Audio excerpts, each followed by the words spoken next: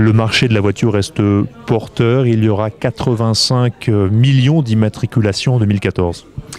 Oui, le marché automobile mondial surfe sur une vague de croissance depuis maintenant 4 ans. L'année 2014 sera une nouvelle année record, 85 millions d'immatriculations de véhicules neufs dans le monde.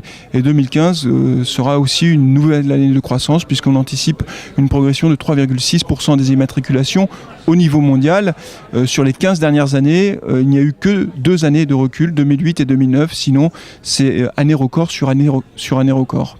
Cette croissance va rester soutenue. Elle est notamment tirée par la Chine qui représente 30% des immatriculations nouvelles.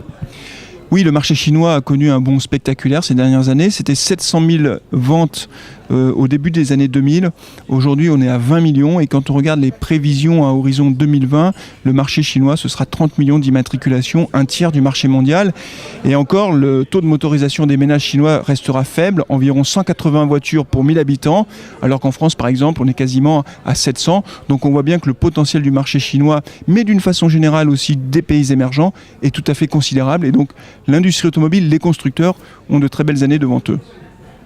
Le fait nouveau, c'est que la crise semble s'estomper un peu en Europe avec une reprise des immatriculations. Oui, l'Europe est restée pendant de nombreuses années finalement l'élève malade du monde.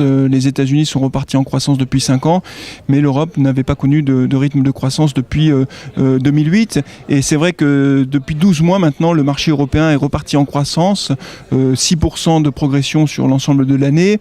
Le marché français repart timidement de l'avant. On va dire que pour l'Europe, le pire est passé, mais on reste quand même loin des niveaux d'avant-crise. C'est vrai pour l'Europe, c'est vrai pour la France. Et donc du coup, il y a un décalage entre l'Europe, d'une façon générale, les États-Unis et puis bien sûr les pays émergents, mais ça va quand même un petit peu mieux. Est-ce que cette timide reprise sur le marché français est de nature à rassurer les constructeurs français dont on sait qu'ils sont enfoncés dans la crise ? Alors pour les constructeurs français, ça va mieux, ça va même beaucoup mieux puisque leur marché domestique, c'est même plus la France, c'est l'Europe. Et donc le fait que le marché européen reparte de l'avant, c'est une très bonne nouvelle pour nos deux constructeurs tricolores, mais ce qu'il faut retenir aussi, c'est qu'ils ont su s'adapter avec beaucoup de réactivité finalement, parce qu'ils ont traversé des années difficiles avec des volumes qui avaient beaucoup baissé quand même en 2008 et 2009, et ils ont fait preuve de réactivité. Ils ont continué à internationaliser leurs ventes, donc ils sont moins dépendants du marché européen, et j'ai envie de dire qu'au final ils sortent vraiment renforcés de ces années de crise, et ils sont armés aujourd'hui pour profiter de la croissance des 5 prochaines années.